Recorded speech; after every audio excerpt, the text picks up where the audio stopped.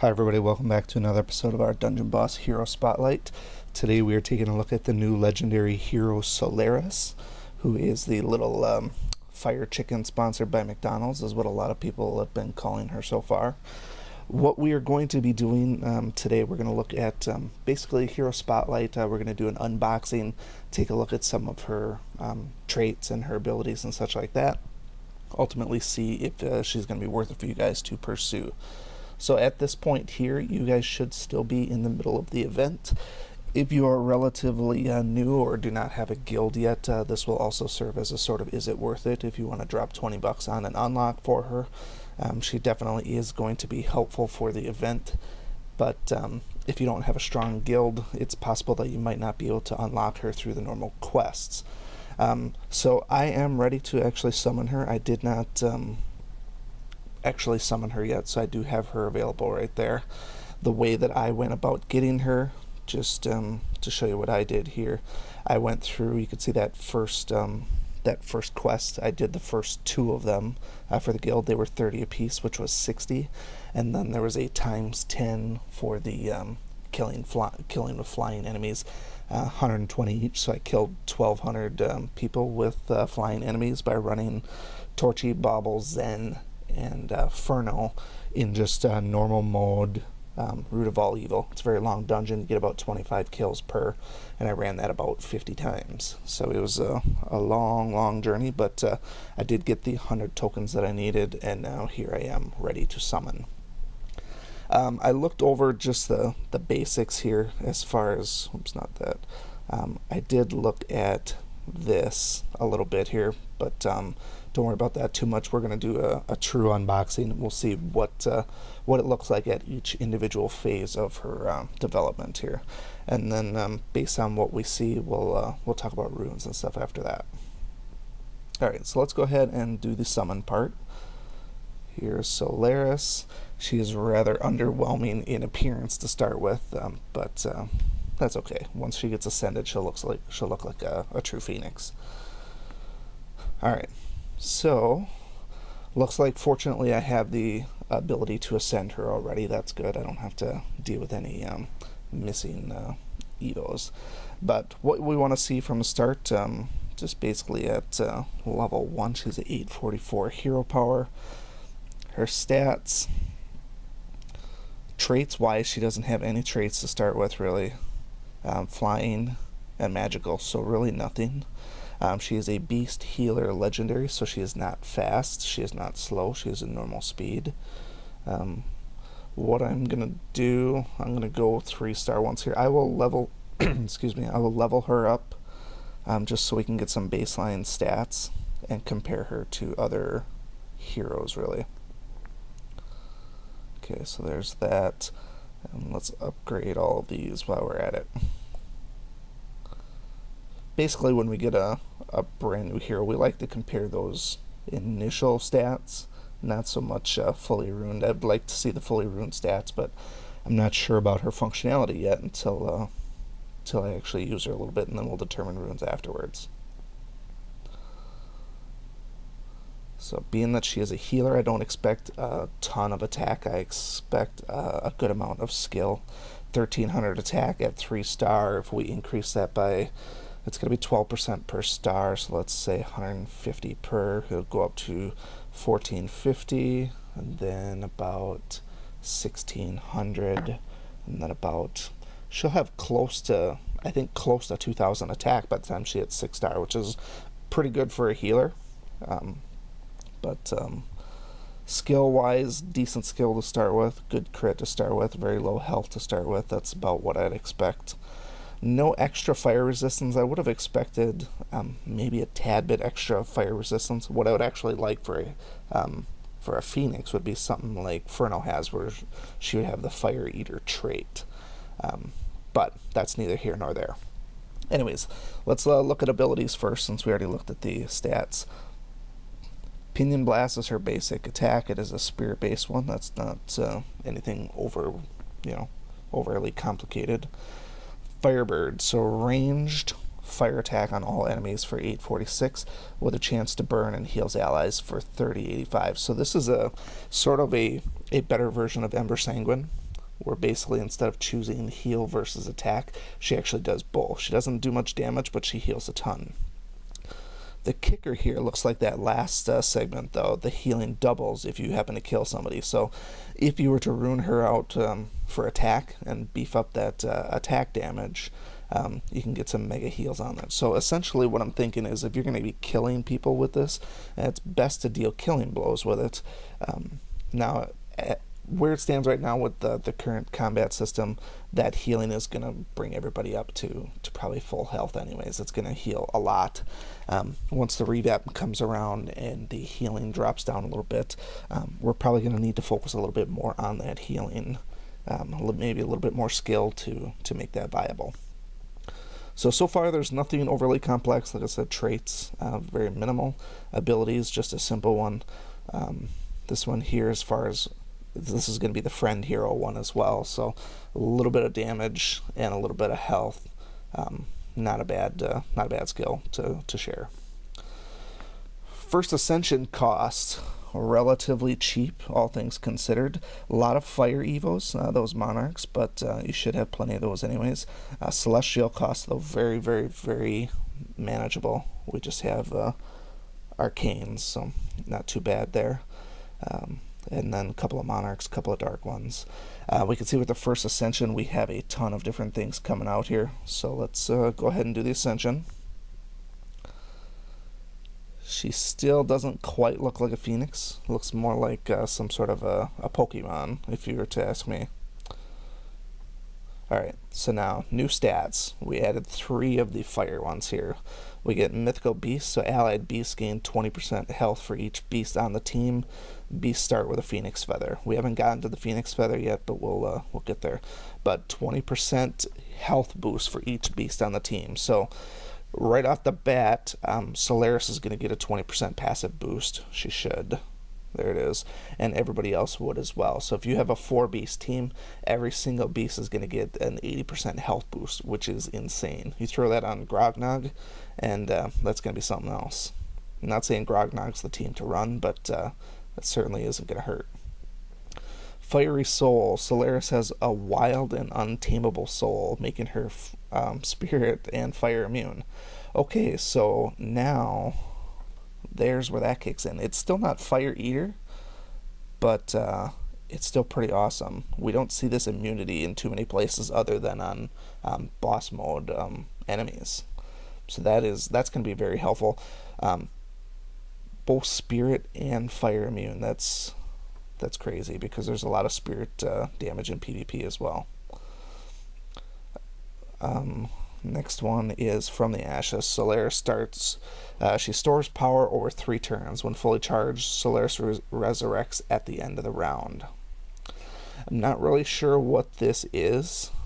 I'm guessing because she's a phoenix, she's gonna resurrect herself. So this could be an absolute game changer in PvP. If you have one of those long drawn out fights and Solaris is dead, and then boom, there she goes. She just resurrects after 3 turns. It's similar to the honorable death trait from Hansuke. Hansuke, if he saves somebody from death and dies himself, he revives back in a couple of turns. This is similar to that, except for that she just has this passive. So as long as she doesn't get scared away or her corpse eaten or stomped, this could be proving to be very, very helpful. I'll have to see this one in practice to see how it is going to function, but I'm very, very optimistic about this as far as her functionality.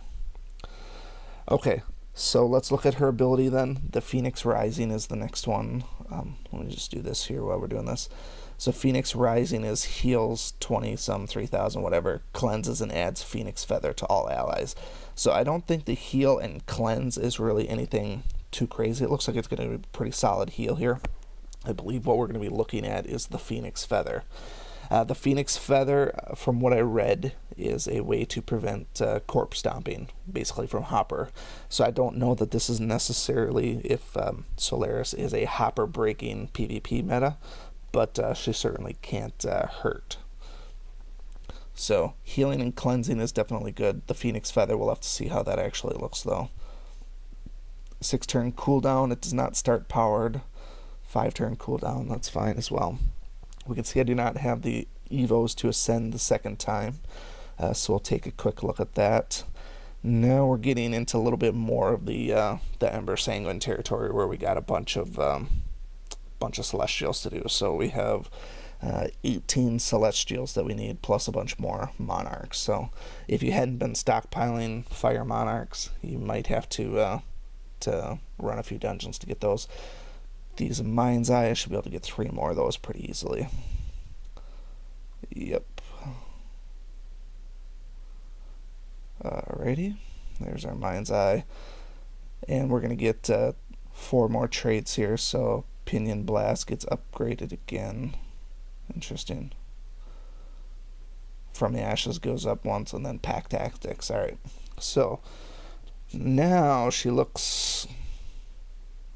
still doesn't technically look like a Phoenix, in my opinion. She does still technically look sponsored by McDonald's here. I can definitely see that. I definitely like the jewel set in her forehead. I think that's pretty cool. But I think a Phoenix needs to have a little bit longer dangling tail, a little bit more yellow, a little bit more orange. But that being said, she still looks pretty cool. And she's got this burning effect to her. I kind of like that as well. Okay, so next up, stats. We already saw these here. From the Ashes 2. So, oh wow, so this is even better now. So the From the Ashes 2, she resurrects beasts as well. That's pretty cool. So if you're running a beast team in PvP, this might be something to behold, if you can stay alive. I mean, it's still a matter of staying alive, but we're going to have to take a closer look at that one. And lastly, Pack Tactics. Boosted damage to ogres. That's a beast thing, I think. Chance to retaliate against any other beast. Attack. Oh, that's the typical beast functionality here. Attack a beast, and then the pack goes after you. So, Fire and Flames. Solaris sacrifices herself, and then target allies revives and heals all allies, granting damage reduction for a turn. If you target the enemies, range fire attack on all enemies with burn. I think there's probably not going to be a lot of people targeting enemies on this one, unless you're just running her in campaign dungeons. I think it's going to be the target allies is going to be the main one. Revive and heal all allies, and granting damage reduction for a turn is going to be pretty helpful.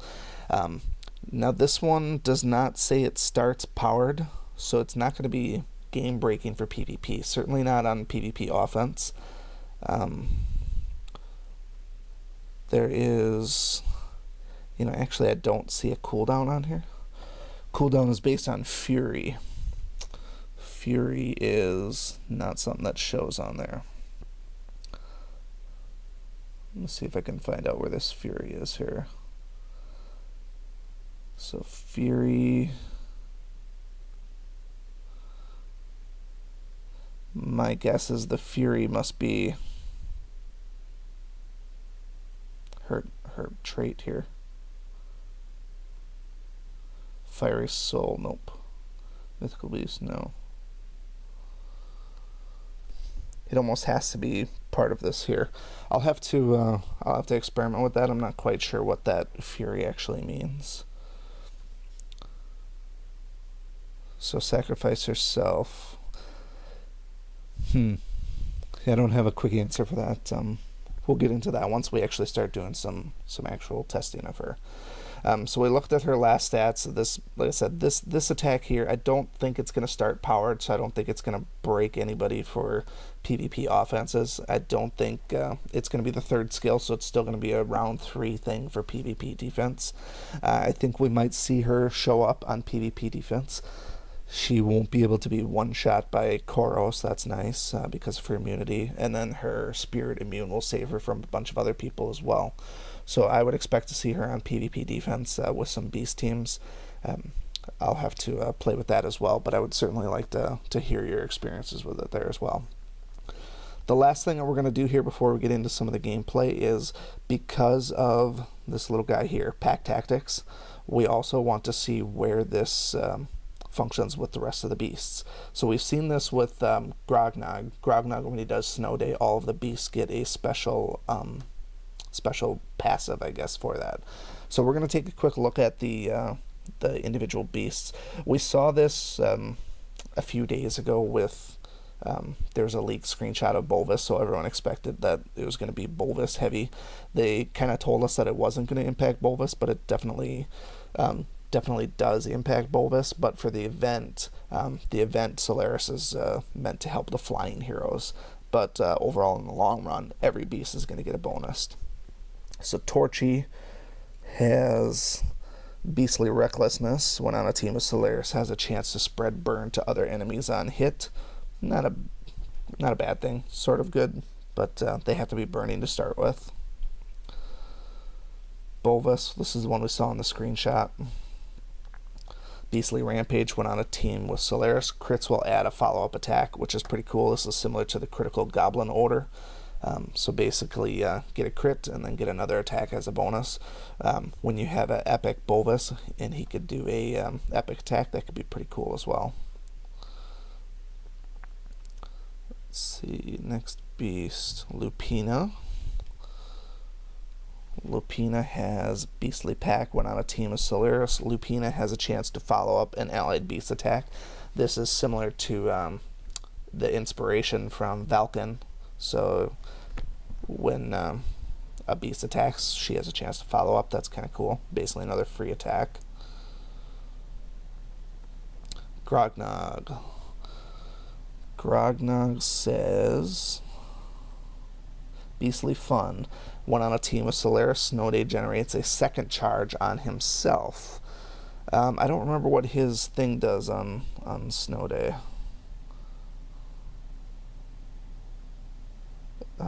Snow Day for Grog buffs his defense, I think. Doesn't really say. I don't remember what it does exactly with Grognog. I don't use him a ton in campaign dungeons for actually using his skills, but he does get a second charge of Snow Day, which is certainly great. Next up, Pygneus. A lot of people forget that Pygneus is a beast because he's also a demon. Pack Tactics, that's not what I wanted. Beastly Taunt. When on a team of Solaris, start the dungeon taunting. That can be both a blessing and a curse. As far as PvP goes, it's a good way to force taunt someone like Shadowblade. Leonidas. Pack Tactics again. Tell me he doesn't get one from... That is interesting. Oh, no, there it is. So upon death, he'll bring a dead ally back to life. When on team with Solaris, revives 2. Now that is cool. So expect to see the Solaris Leonidas teams out there.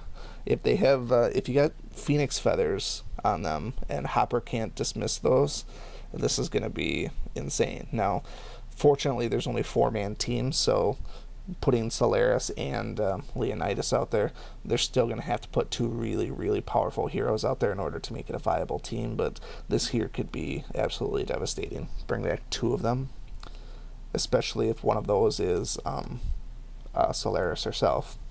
So I'll be looking forward to testing this one out. I think this is going to be a very fun one. I don't know if it's going to be a viable PvP defense, but it's certainly going to be interesting. There's going to be a lot of people trying it, I think. And then I think, there we go, Julius. Julius is another tank, so I'm let's taunt again. One on a team with Solaris, start the dungeon taunting. Again, could be a blessing and a curse. And then, Jabberjaw, we can't forget him. Beastly Hunger. When on a team with Solaris, lifesteal 50% of the damage dealt.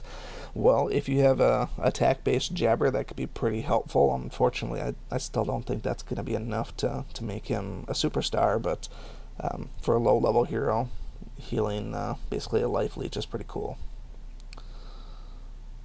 And I think that might be it for our beast. Alright, so that's what we got so far. So we got a good intro to her. We need to see how the actual skills and or abilities rather work in practice. We'll do some campaign dungeons. We'll do some PvP.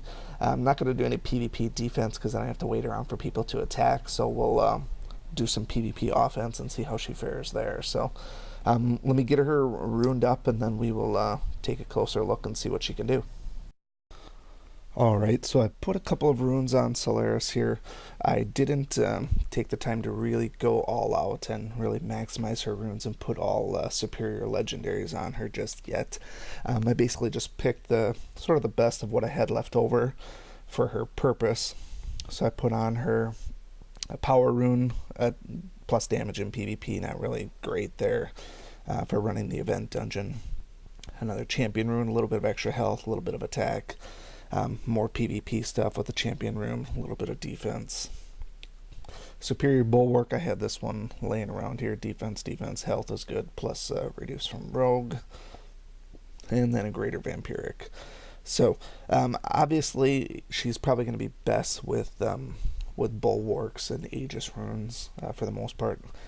Maybe some things that increase her skill as well. I don't think she really needs the extra power and damage that I put on her here, but that's just for now, though. This is by no means a specific rune loadout that you should use for her.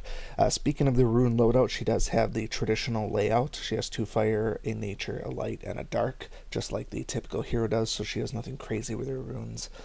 So that's easy to keep track of there as well. Alright, so what we're going to do, we'll go ahead and we'll test this out in practice here. So we are going to go into we're going to test this out in Heart of Corruption here. And I currently have my ×4 bonus on here, so we're going to try and get the maximum out of this dungeon here. Now I have not run this dungeon yet. I've been running the Shade one for the better part of this morning, but let's go ahead and I got the team all queued up and ready to go here, so we're going to go with Solaris, Furno, Torchy, and Bauble, just like the tooltip says, and we'll get a good look at what Solaris can do here. So this might be a little bit underwhelming to start with. We're getting a massive buff to defense for the event, but we're not getting a ton of the beast mechanics here. So the beast mechanics, right from the start, we see the what was it called? The Phoenix Feather, I think. Basically, the Phoenix Feather is nothing great. The Phoenix Feather is going to be more of a PvP mechanic than anything. That's going to prevent the corpse stomping or the destruction of the corpses by Lake Leo, for example. So for the vast majority of the heroes, the Phoenix Feather isn't really going to matter. Starting out with Solaris, notice she has a counter on top of her based on the graphic that is referring to this here, from the ashes. So she builds up and stores energy for 3 turns, and then she'll resurrect her and beast allies. So her resurrection starts powered. So my guess is, because she's already got 3 charges here, she should be able to just, if she got 1 shot in this first room here, I feel like she would actually revive herself. We'll see that in a bit, though, if she actually does die. And then we'd have to wait for a beast to die for that to come back as well. But we'll see how that plays out when we run with a more of a beast team. So this dungeon here, if you remember from the pack tactics type thing, Torchy can spread the burn. What I'm gonna do is I'm just gonna do some basic attacks with Torchy and try and get his epic to trigger. I feel like that's gonna be the best option here. Alright, so here's the first thing, Fury. It's at 1% right now. So Fury is gained when allies take damage, so that's good. So as long as you're taking damage, the Fury grows. That's similar to Sume, I guess. Although she does look pretty furious the way she's flapping her wings. It's pretty intimidating. Alright, let's use this first one here, the Ranged Firebird. It attacks all and heals all. did pretty good damage there. In the interest of beating this dungeon, I'm going to make sure I use my skills early and often, and not dilly-dally around and wait for people to get killed. Obviously, I do want to see somebody die just so I can see how the resurrection mechanic works. We'll get to that when we get to that, though. We want to make sure that we beat this dungeon first. We can't be wasting precious courage on nothing. So Fury, we gained another 10%, so I'm not sure exactly what the percentage is based off of. We'll have to keep a closer eye on that in terms of if it's keeping in mind the total amount of health that everybody has, and once somebody's full health has been removed, maybe then that's how the Fury gets fully up there. Rocky the Shiitake cannot be silenced. That's no good there. Let's drop some bat out of hell on him. Oh yeah, eat it, Rocky. He's gonna do a stupid spore cloud though, yeah. Although I prefer Rocky over Shade, at least based off of the other dungeons. Even though he's probably gonna evade everything. Don't know if you recall, but when you do that dive bomb by Furno, all flying allies attack as well, which is pretty helpful. Makes good use of the flying team, even though he had evade, but... I should have attacked the middle one. His haste was gone, but... So far, it looks like Solaris is holding her own with the runes that I have on her. Here's her middle skill here, the Phoenix Rising. Heals, cleanse, and adds Phoenix Feather to ally. The feather lasts for 3 turns. Again, the feather is not going to be anything that we need to concern ourselves with in this event dungeon. But I am looking forward to doing that in PvP, provided she survives. A bunch of little sticks like the root of all evil. Nothing overly dangerous there. So just some extra commentary while we're discussing this here. You know what? Let's use this now that Fury is. Oh, it's not up yet. Never mind. I was gonna say the runes that I have on these guys here. So Furno is heavily based on attack. Babala is based heavily on damage reduction. Torchy is just mostly attack, but only middle tier runes. He does not have superior legendary runes on him. Ideally, I think Torchy is probably better off with all defense and health, particularly from a PvP standpoint, just because most people, when they use Torchy, they want to keep him around for silencing. If he dies in the first turn by someone like Kira or Black Diamond, he's useless, so you need to buff him up defensively. I just never switched it myself. But none of these guys seem overly difficult. I don't know if that's just if I have that great of runes. I don't think they're that good. It might also be the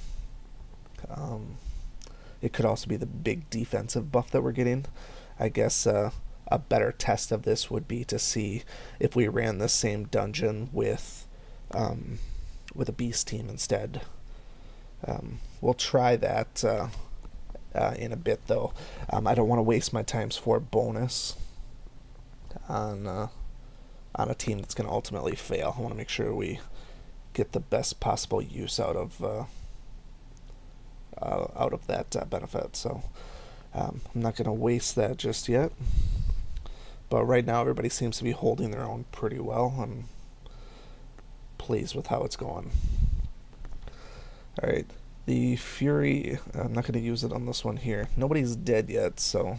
The notion of a mass revive is kind of a moot point right now. More sticks with plant growth. Alright, so here's what I'm going to do then. These guys must be fast. Oh, they are. How about that? Alright, so we're going to use this Fury attack because we haven't done it yet. So I can't really target myself and resurrect people, but what I can do is I can target them. The thing that we need to notice about this attack is it's a sacrificial attack.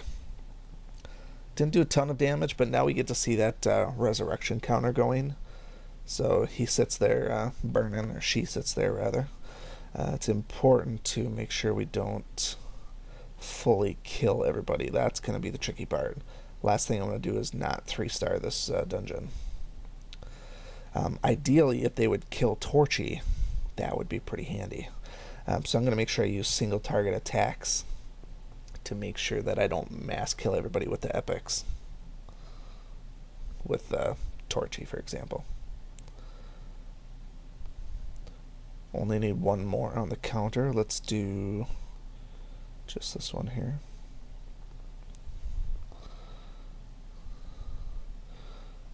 Alright, let's do that.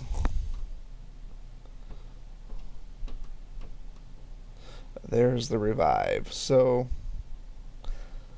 basically pretty much everything you'd expect out of it. It wasn't anything overly complex. If you can stay around long enough, she'll revive herself, and then if we had beasts out there, they would have revived as well. But Torchy, bless his heart, didn't die, so that's good to have there. All right, let's see if we can finish this off now and get ourselves a 3-star here and get our points and get out of here. I should also point out a lot of people are suggesting bringing in your friend heroes for these dungeons. Bring in high-powered Koros and such like that. But I haven't needed him. The team that I had been running for the dungeons has been Furno, Astrid, Lily, and Nub, and it's been good enough to pretty much auto-run the first 2 dungeons with appropriate rune setup. I don't know how that's going to be for people who are less or lower levels. I know the dungeons scale with level, but if you have really good runes for your level, you're going to be sitting pretty good. Alright, so this dungeon here was supposed to be the hardest with the defensive boost and with the Solaris. It was not super difficult. I'm going to try something out here once, provided... You know what, I have revive potions, so what I'm going to do, I'm going to run this one, another one quickly. I'm going to test out our auto-run capability. I know a lot of people have been asking for a beast healer, particularly for auto-run teams. Because of the, right now we have to use Yasmin for the beast team, and people are a little bit, not thrilled about that. Let's throw a quick auto-run on here once just to see how it goes. Just with the AI determining how it wants to use its skills. The only thing I don't like about the new auto-run mechanics, how you can auto-run any team now with the abilities, is that the auto-run still stops when somebody dies. So you can't throw somebody like Emily in there to auto-run and then have her use her resurrection. That'd be really handy, but unfortunately the run still stops. But AI seems to be doing a good job. The only time my auto-run teams have failed for the most part is when Shade comes up. I usually have to pull the auto-run off when Shade comes up because of the Spirit Link. We have to make sure that we purge the Spirit Link to make sure that we don't end up killing our own people. The way it's going, though, if Torchy dies, maybe we can get a chance to see the extra resurrection with Solaris as well.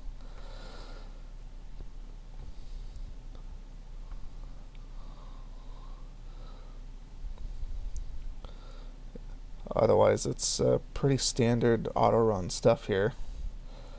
The Rocky room here isn't generally bad. The problem with it when he does his spore cloud and stuff, these guys gain their plant growth really, really quickly. He's definitely not the hardest. He's not the easiest. So the easiest, in my opinion, is when you get the Lily team, then Rocky, and then the Shade one is probably the hardest. But I'm surprised at this dungeon that the twigs are the kind of the boss. I would have expected this dungeon, because it's supposed to be the hardest, to have both or all 3, Rocky, Lily, and Shade in the final room. That would have made for an interesting boss fight here. But I know with subsequent boss invasion events, we are going to see other epic bosses. The other one that was hinted at was going to be a super epic level Lich King, in which you'd need all of your guys to have extra Pwn Undead damage. I can't really say that that's going to be the next one that comes up, but it is going to be one of the ideas here.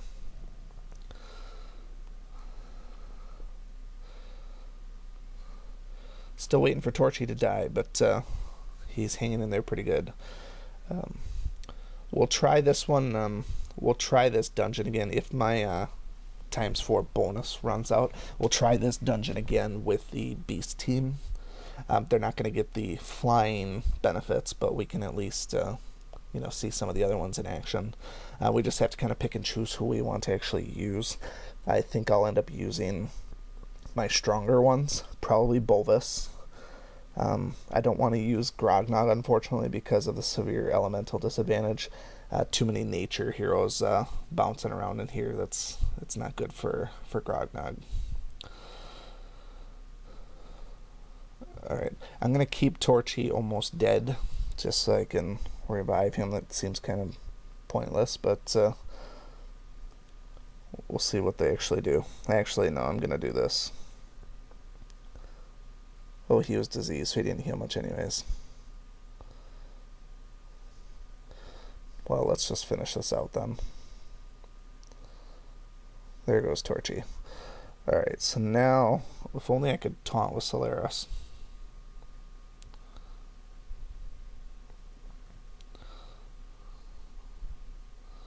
I don't think Solaris is going to get killed, to be honest. They just don't want to target her.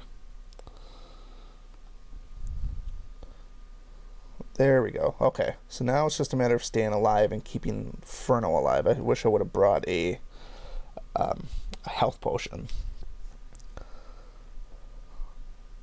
Now, I don't generally advocate for waiting for your guys to die. With a beast team, obviously, if you have a couple of beasts that are dead, there's the multi-revive, which is pretty cool.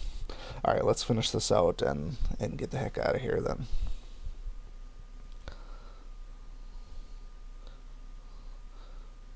And Firebird should just about do it. Alright. So overall, so far, Solaris is actually pretty good. Let's run her with a beast team in PvE here once on this hard dungeon, and then we will switch gears and take a look at a PvP attack once and see what we can do with her, see where her skills lie and such like that.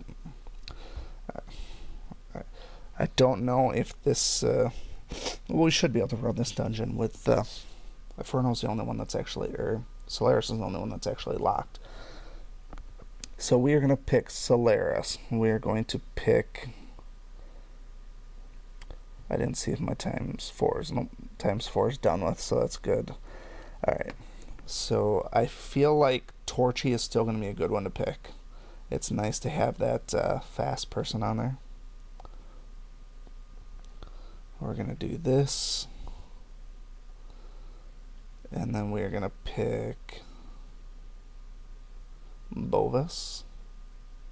And actually, we could either go for Pack Tactics or I was going to go for the Secret to Eternal Life. Let's play the fun route to start with and go with Leonidas. Because if I can continually revive Leonidas, and then every time he dies he brings back other beasts, it's going to be kind of a perpetual motion thing. Alright, I don't know how any of these guys are going to go, so let's start with an auto run. The best way to make use of Solaris and her phoenixiness is for people to be dead. But like I said, I don't generally advocate for people to be dead. But when the main circumstances around a hero is reviving fallen allies, you are going to have some dead people to start with. Now again, I don't suggest that this is the team to go with for beating this dungeon. Honestly, I don't even remember what kind of runes I have on Bolvis or Leo. They can't be anything that great. There's the Shade Room. Alright, we gotta pull off our auto here, just because.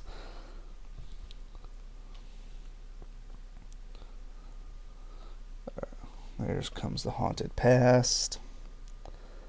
So I might use a friend chorus to take care of the Spirit Link when that comes up. I don't think Bolus is going to be able to do anything here. Okay, there's that. So now we have the option of, unfortunately, Leo died first. We can wait for Solaris to die, or we can do the Fury Resurrect. First and foremost, though, I want to purge that nonsense first. Once you know, most of my Koros people are gone with already, though. So what would be really handy right now is someone like Ice Bloom, where you can redirect that taunt so that we could actually kill off Solaris and bring back Leo for free, but oh, I did not see that coming. Usually I kill Shade quick enough. Yikes. Yeah, usually I see Shade killed quick enough where he's never possessed in any of the dungeons that I ran here. I'm not sure what that does for me. Oh, shoot. Corpse is gone. That is a major blow to me. Maybe it'll reappear. Then again, maybe not. Well, that's interesting. So if you run this dungeon, kill Shade immediately, you let him possess, and you lose one of your heroes. I don't know if he... Oh, he did that on purpose. So he did the sacrifice based on his fury. It's interesting. So as long as one of these guys stays alive, we're fine. Poor Leonidas, though. I should have saw that coming. I should have known that Shade could possess. I didn't get to really see Leonidas in action with his double revive. And now Torchy goes down. Alright, I'm going to bring back Torchy just because I'm kind of in a bad spot here. Can't risk not beating this dungeon. That would be tragic. Gotta get those guild points. And a bunch of little lilies.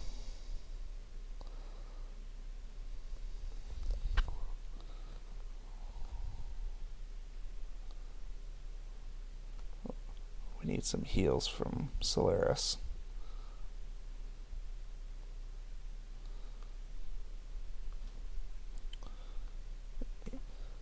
There we go, get some heals on now. That should be just about enough to get us to the final room. Wow, that was pretty intense.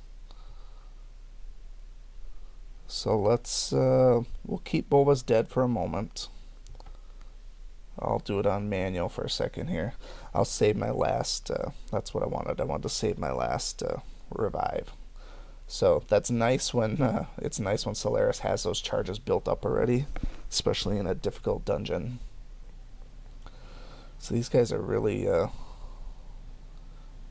really ugly once they get that massive plant growth.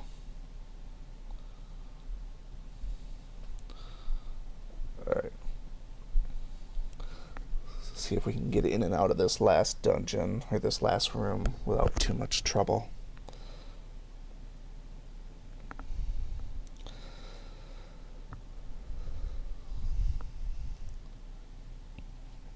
Just gonna check there. Yeah, they have lots and lots of passives. Wow. Trying to think of who would be the best. No damage from nature. Can't be frozen. No damage from water. No damage from dark. Fortunately, there's no damage from fire. But man, that's nasty.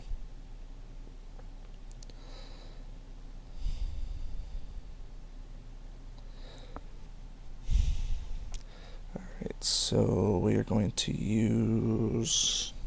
What are we going to use?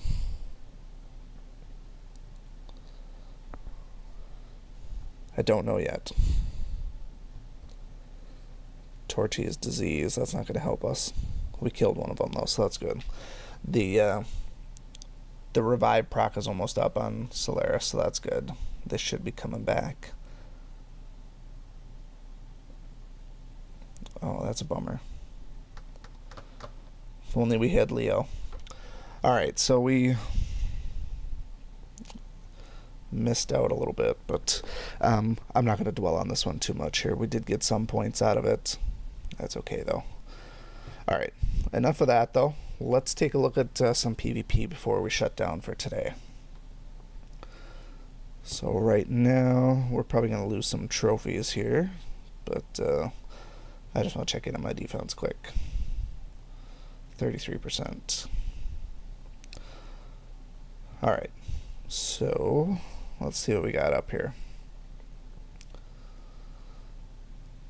That's a pretty tough team. Let's try it. So who are we going to use then? So we want to use, we want to start with Solaris. She's a slow, or not slow, but she's not fast. We could put somebody like Julius or Pygnius in there first. He's going to force taunt Shadowblade. So that's a free one for us. They're all dark, so silencing with Torchy is sort of out. So what we should do is, let's mix and match. Let's not go full beast just yet and get something so we could possibly get some kills in here. So we're going to go Kira, and then we're going to go with, we're going to force taunt with, tells his name, Pygnius, because then he'll give a bonus for Kira as well. And then we're going to do Solaris, and then we need a +1. Who's going to be our +1? Grognog's +1 in here is not the greatest. We could use Bovis. Lupina I don't think is going to be the best option. Let's use Grognog. Why not? Pygnius. So my goal here is to see what do we get out of this reviveness. Now, I don't know if we can make it 3 turns on PvP offense against really fast heroes like this. Solaris should revive right away. Now, because we have 3 beasts on here, they should be protected from Hopper, which is that Phoenix Feather. There goes the Force Taunt. Let's see how this goes here. I don't know if this will kill them all. Good enough. And let's see. I wanted to see that extra Snow Day proc. I don't remember what it does for him. Oh, Snow Day for him. That extra charge gives the... I know what it does. It does the Frost Breath, makes it AoE. Alright. So the only thing I didn't notice is, does this heal if it misses? It looks like that healed really well. So, okay. So this one was a little bit... that was pretty easy, actually. What I'm thinking is with Solaris, it's going to be... because she has her revive up right from the start, she should be essentially unkillable the first turn. I'm just going to grab another one here and see what we can do here. I'm going to run the exact same team, to be honest, here. I'm not even checking runes. I just want to see how the team functions here. I wouldn't suggest running an all-beast team. I kind of covered that when we talked about beast PvP. Running an all-beast team just does not seem practical. You have to have some sort of a fast hero in there, so that's why I'm using Kira right now. But you could mix in pretty much anyone. If you wanted to use Hopper or Shade would be beneficial as well. This might also be a quick win as well.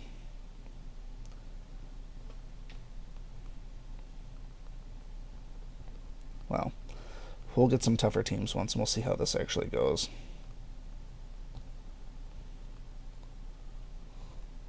Really, all we need to do is we need to wait and see a... we need a team that's going to kill one of my guys to start with. That's really all we need. So we'll get a revive here. Going with Hopper. That could actually mean something, because I think my feathers might be gone. I don't remember how long the feathers last. 3 turns? Okay, so that might not be an issue then.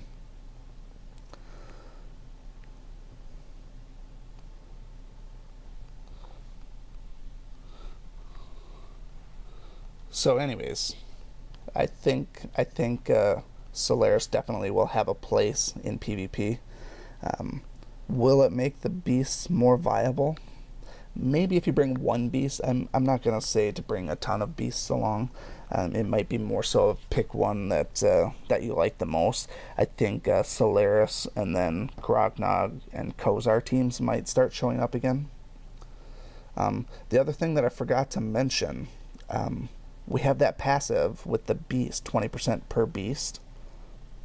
Apparently we're going to get a lot of easy teams here. Anyways, with Kai out here, that'll at least negate Kira's functionality here, so I won't kill everybody in the first turn. But yeah, I forgot about that when I was running the event dungeon with the beast team, because every one of the beasts had 80% hero or 80% health buff. In this case here, Grognog's getting a 60% buff, so he's going to have some massive health increase. Pair him with Kozar and get that the bigger they are trait, and that's going to be a pretty good defense in my opinion. So if you do, you'd get 40% total from Solaris and Grognog, and then another, I think, 35% plus whatever your extra skill is from Kozar, and then you add in a +1. Somebody like Shade or Shadowblade could be a pretty good defensive team. But again, we're not gonna look at PvP defense today. It's just gonna take too long to get that to go. All right, not really worth taunting here, but it'd be nice if this here worked like Koros and actually purged as well. But that's okay.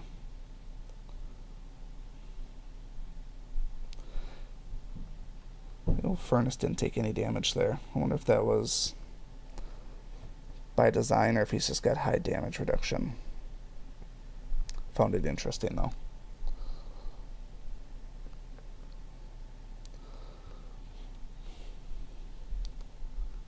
Well, I'm giving this guy every chance to win.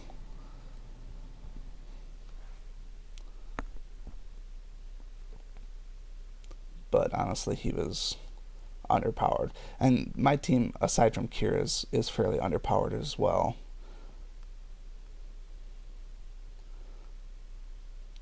But I would like to see a really strong defense come up on the next roll. If we can get one that's got 4,500 or 5,000 rune power, that's what I'd like to see, because I'd like to see what's going to happen if Solaris dies right away. Man, this is sure taking a while though, isn't it? Okay, that one actually did damage, so that's good. Okay, so we lost Pygnius, but we're still going to get the win. Alright, so what I'm going to do then, I might swap out Kira just so I don't wipe the entire team. We'll see what I get for defenders up here first, and then we'll go from there. I'll kill off my streak. I don't generally suggest this, but I want to find someone a little bit tougher. 4,700. This will be a good one to deal with here. Alright, so what we're going to do, we're going to dump Kira. We're going to bring in a 4th beast. So who we're going to use, we're going to go with someone that's tough. I think we're going to go with... we don't need a force taunt. We're going to put... let's go with a slight rainbow team here and go with...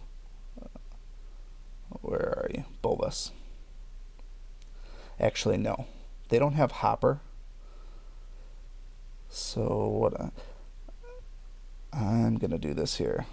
Let's really let the sparks fly. Because if their Kira one-shots my Pygnius...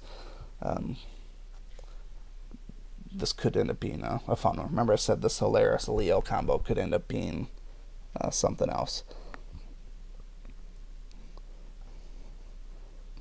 So all of these guys are getting the 80% health buff, which is insane. They all have Hopper protection, even though there's no Hopper out there, that's fine. But they also have Leo protection as well. Alright, so somebody's going to probably get killed here. There's the pack tactics. Pretty tough guy. This here is going to be the tough one. Alright, so Solaris is down, and Pygneus is down. My Leo is still up, which is pretty good, because when Leo dies, both of those guys... Well, I don't think Solaris will come back, but Solaris, I didn't see her counter. Her counter's at 3, so she should revive at the end of the turn and bring back anybody that's dead, which is going to be pretty amazing. So I think what we will do, let's slow everybody down, unless they dodge. They got Dodgy McDodgerton face on their team, so... And then I don't want to taunt with Leo, because I want Solaris to resurrect naturally. So we'll do this first. But I believe this is going to be the concept behind this team here when you use a Solaris Leo team, is eventually Solaris is going to die. This here will likely kill my Leo, I'm afraid. Nope, it didn't. Here's where the magic's going to start. Revived 2 of them, so revived Grognog and Pygneus. And I don't know why Solaris is taking... Oh, because this is still the end of that turn, I think, with the revive. Let's do a burn and taunt. Solaris comes back, brings back Leo. Now that's the fun part of Beast PvP now. So I'm going to have to make a whole new Beast PvP video now. So I should, no matter what happens, this should be a win at this point here. So bring back Cobalt. Yep, he's dead. Alright, so we are right around an hour here, so I think we're going to go ahead and shut this one down. So the general, I think my general impression of Solaris is that I don't think she's so much of a game changer where she's going to completely break the meta, but I think she opens up a lot of new and fun possibilities. So she's just good enough to add in some extra fun. Not so overpowered that she's going to be on every PvP offense and every PvP defense. She certainly has a place in PvE. I don't know where she's going to fall in terms of boss mode dungeons or future boss invasions and stuff like that. But right now she's got a lot of great synergy with the Beast team, as we saw here. And in this case here, it's getting, you know, it could get some other beasts into PvP a little bit more. Some of the lesser ones like Jabber probably still won't see the light of day, but as we see people start getting Solaris 6 stars, I think she's going to be even more powerful. So hopefully that was a good little insight in terms of what Solaris brings to the table. If I overlooked anything drastic, feel free to correct me. I think I touched on most of the passives and the traits and stuff. But definitely let me know if we missed something. We can always revisit this. I think it's going to definitely warrant another Beast follow-up video. Particularly with PvP. We're going to have to look at some PvP defenses.